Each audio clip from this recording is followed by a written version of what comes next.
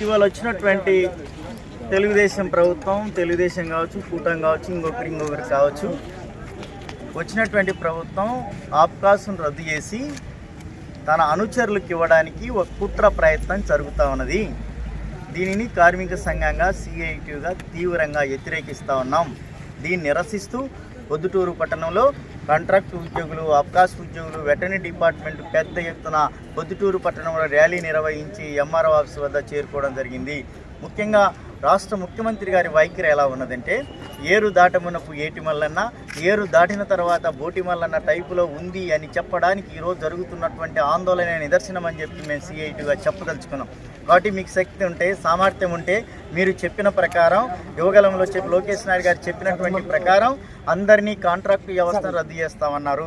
ఆబ్కాస్ను మొత్తం తీసేసి కాంట్రాక్టు వ్యవస్థను తీసేసి పర్మనెంట్ చేస్తామన్నారు. మీరు చెప్పిన మాట ప్రకారం పర్మనెంట్ చేయండి. సంక్షేమ పథకాలు లేవు, సంక్షేమ పథకాలు వర్తింపజేయండి.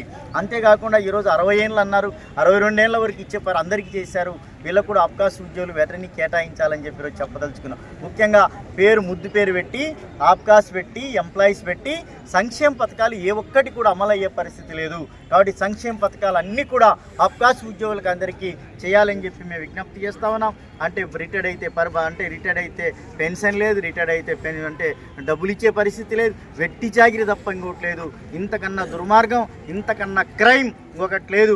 కాబట్టి కాన్స్టిట్యూషన్కు భిన్నంగా వ్యవహరించే ప్రభుత్వానికి వాళ్ళ మీద కేసులు పెట్టాలని చెప్పదలుచుకున్నాం. కాబట్టి ప్రధానంగా వీరిని అందరినీ వెటర్నరీ డిపార్ట్మెంట్లో అన్ని రకాల ఆబ్కాస్ డిపార్ట్మెంట్లో అందరినీ కూడా పర్మనెంట్ చేయాలని చెప్పి సిఐటిగా మేము డిమాండ్ చేస్తూ ఉన్నాం.